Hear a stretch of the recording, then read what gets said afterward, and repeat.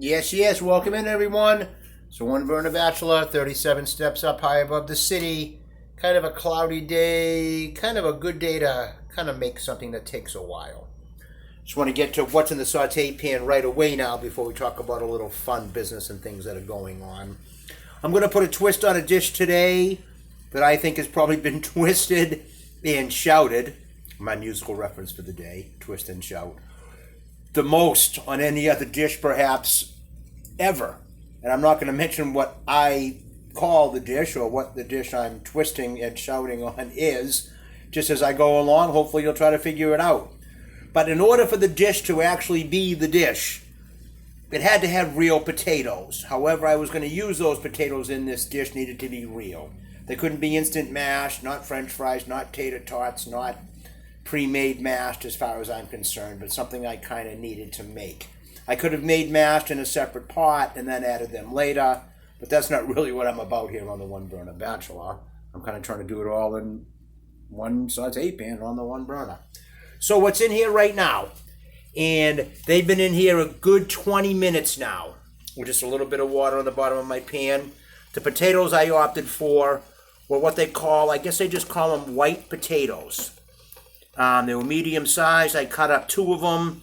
They're soft as far as potatoes go. So I thought they might, get to temperature and soften and become a little easier to work with faster than any of the other potatoes, the Red Bliss or the regular baked. So I cut them, as you can see, kind of, a little more than $1 thickness size, I guess, a wooden nickel size. And then you can see my onions. I cut into half full moons. As I mentioned before, those half moons, the glass is half full or half empty. I'm not sure if the moon is half full or half empty, but I like to cut half full moons of my onions.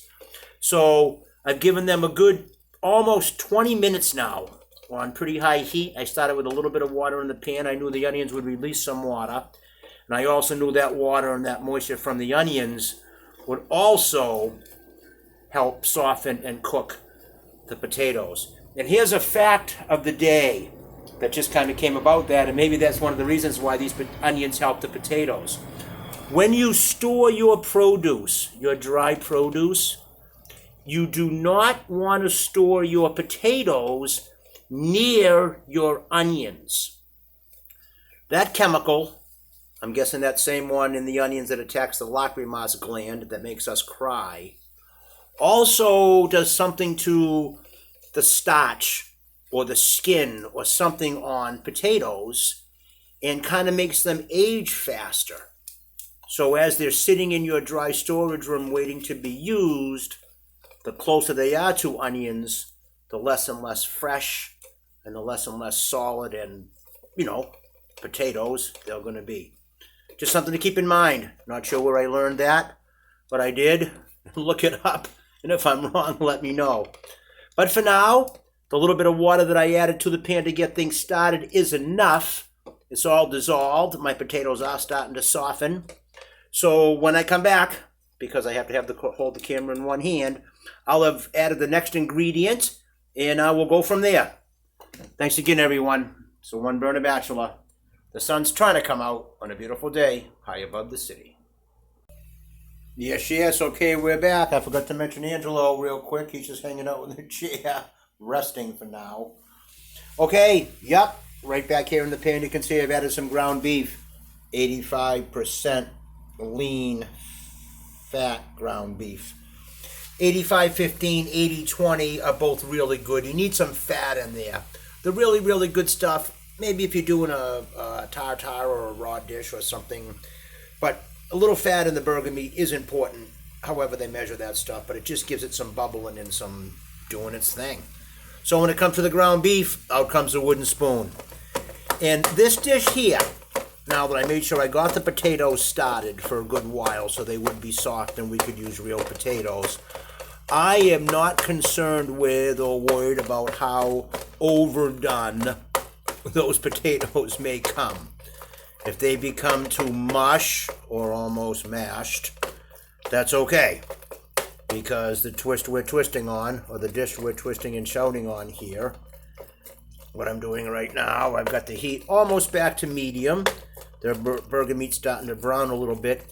And as those potatoes and onions were finishing up before I added the burger meat, they weren't sticking to the pan, but there wasn't much moisture left in the pan. But I didn't add any butter or oil to brown them or speed things up, because I knew my next ingredient was going to be this ground beef, 80% ground beef, 20% fat. And fat is flavor and will create bubbling and more moisture in the pan. So that's what we're going to let happen now, is as we've broken this up pretty good, this ground beef, going to let it start to brown and do its thing and release that fat and flavor from it, which will continue to flavor and soften and add to our onions and potatoes. And we'll go from there. And I think this is as good a time as any.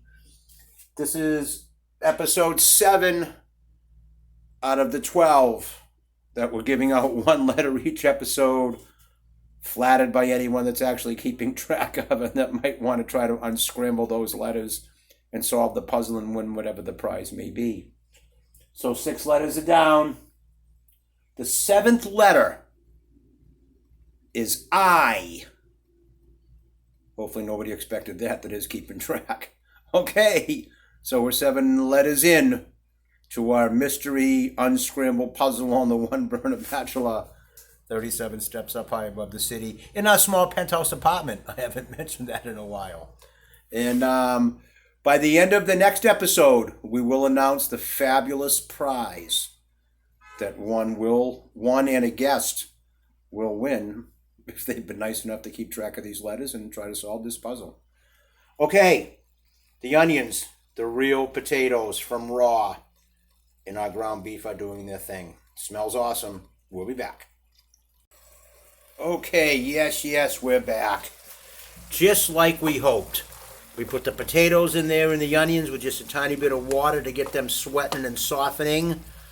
And we added the ground beef without adding any butter or other moisture to the pan to just let it rip, knowing that would allow or release enough of its fat and juices to continue to soften and flavor the onions and keep moisture in the dish.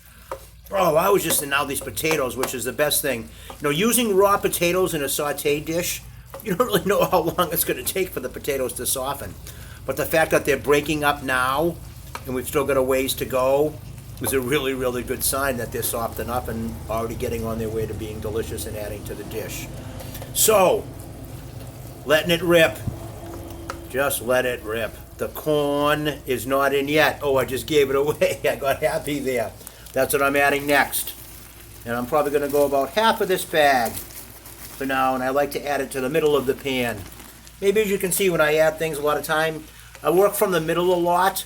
Something to remember, your fullest part of your sauté pan is the center. Because if you've got a lot of things in there and they're too high and may fall over the edge, if you pile them up in the center, they're not going to go anywhere. And when you're cooking, like you'll see here, I push from what's close to me into the middle to keep things in the middle. And then I try to pull from what's away from me. So above the center line there, I can just kind of mix it around because that's my deepest part of my pan and I'm not worried about losing anything over the edges.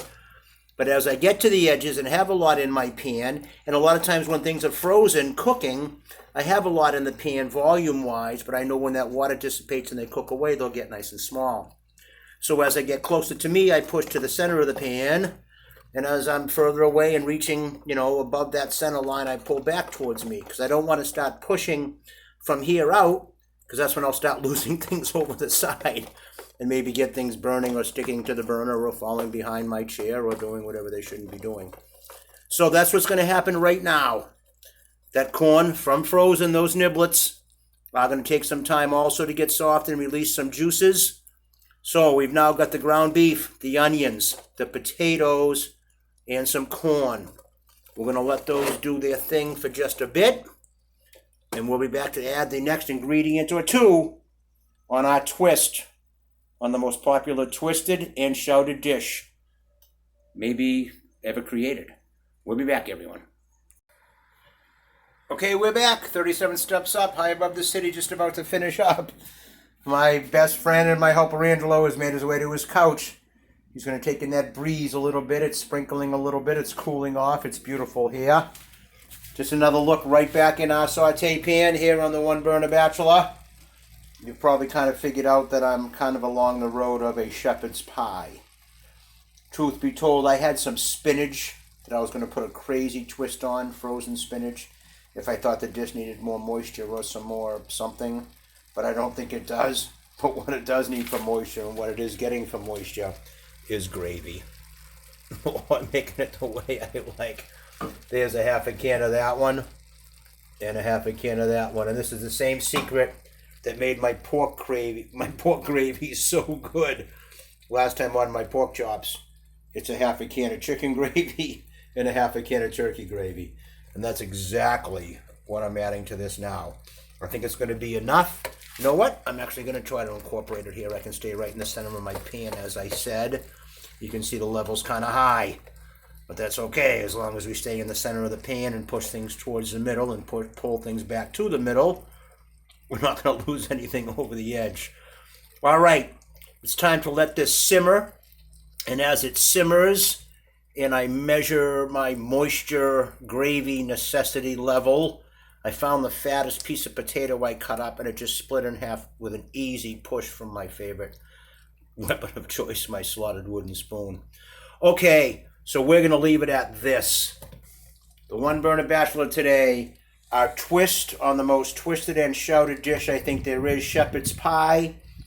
We went with some onions and raw potatoes to start, got them soft enough, added our ground beef, left the fat from that to continue to flavor our onions and potatoes. No butter fat added at all. Then we added the corn, frozen, moisture from that. Yikes, and then our gravy. And it's just bubbling now. I'm actually going to crank it up and really let it bubble for a bit. Just give it another mix. One more time, like I said, we're pulling from above us, pull it to the middle, and from in front of us, push it to the middle so we don't lose it over the edges. Okay, everyone. And I was letter number 7 in our puzzle. Unscramble the letters, solve it. Thanks, everyone. Angelo's here. We're good.